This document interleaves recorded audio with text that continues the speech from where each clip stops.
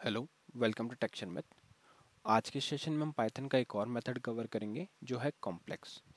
Complex method एक mathematical function है जिसके थ्रू हम किसी भी नंबर्स का कॉम्प्लेक्स नंबर जनरेट कर सकते हैं। ठीक है, तो इसमें हमें आर्ग्यूमेंट में दो पार्ट प्रोवाइड करने होते हैं। पहला होगा रियल पार्ट और दूसरा होगा इमेजिनरी पार्ट।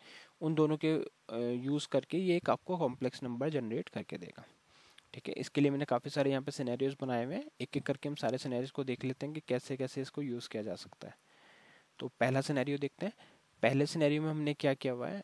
पहले सिनेरियो में हम यहाँ पे इसको नंबर प्रोवाइड कर रहे हैं 3 और 4।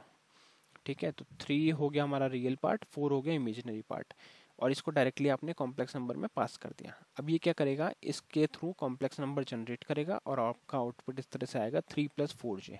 यहाँ पे 3 रिप्रेजेंट करेगा रियल पार्ट को और 4j रिप्रेजेंट करेगा इमेजिनरी पार्ट को। ठीक है, ये मैथमेटिकल फंक्शन है। तो जब भी आप कोई ऐसी एप्लीकेशन पे वर्क कर रहे हो जहाँ पे आपको मैथमेटिकल ऑपरेशंस परफॉर्म करवाने हैं, तो उस केस में आपके लिए ये यूज़फुल रहेगा। अब देखते हैं सेकंड सिनेरियो। सेकंड सिनेरियो में हमने वैल्यू क्या पास करी, 2 और -5। तो -5 को जब आप as a imaginary number consider करके कॉम्प्लेक्स नंबर जनरेट करोगे तो आपके पास जो आउटपुट आएगा वो कुछ इस तरह से आएगा, 2 - 5j। ठीक है, अब देखते हैं थर्ड सिनेरियो। थर्ड सिनेरियो में हमने क्या पास किया, यहाँ पे वैल्यू पास करी 2.5 और 1। तो इस केस में क्या हो जाएगा, हमारा कॉम्प्लेक्स नंबर 2.5 + 1j। ठीक है, जहाँ पे 2.5 है रियल पार्ट और 1 है इमेजिनरी पार्ट। अब हम देखते हैं फोर्थ सिनेरियो। फोर्थ सिनेरियो में इसका प्रिंट आउटपुट चेंज हो गया है, तो इसको अब देखते हैं क्या है। यहाँ पे अगर आप पास करो फर्स्ट आर्ग्यूमेंट, हम सेकंड ऑप्शनल है तो वो पास नहीं कर रहे, सिर्फ 2 पास कर रहे हैं एज अ स्ट्रिंग। तो उस केस में हमारे पास आउटपुट क्या आ रहा है, 2 + 0j।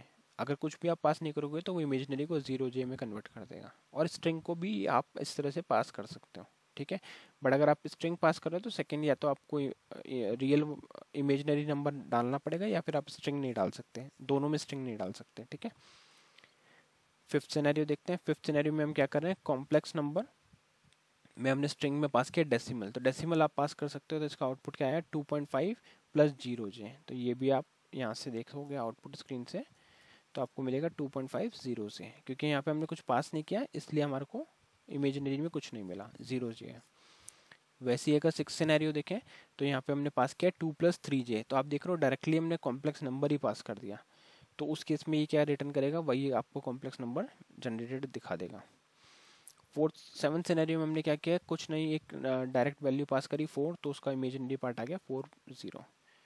ठीक है, अब एक चीज़ हम यहाँ पे टेस्ट करके देख सकते हैं कि जैसे मान लीजिए मैंने यहाँ पे इस सिनेरियो को रिक्रिएट करता हूँ मैं, और यहाँ पे अगर मैं वापस से सेकंड जो आर्ग्यूमेंट है उसको भी स्ट्रिंग में देना का ट्राई करता हूँ, तो क्या वो एक्सेप्ट करेगा उसको। इसको अगर आप एग्जीक्यूट करोगे अभी तो यहाँ पे आपको एक एरर जनरेट हुआ हुआ मिलेगा। इसको सेव करते हैं, रीरन करते हैं प्रोग्राम को। तो यहाँ पे एरर आ रहा है, can't take second argument if first is a string. ठीक है, अगर मैं इसको यहाँ पे से स्ट्रिंग हटा के नॉर्मल वैल्यू पास करता हूँ तो क्या ये एक्सेप्ट करेगा उसको, ये भी चेक कर लेते हैं। तो इसको एक बार एग्जीक्यूट करें तो आपके पास आउट ये क्या रहा है, can't take second argument if first is a string. आप सेकंड आर्ग्यूमेंट पास ही नहीं कर सकते वेदर स्ट्रिंग और नॉर्मल। ठीक है, तो ये जब भी आप स्ट्रिंग दे रहे हो तो आपको एक ही आर्ग्यूमेंट देना होगा।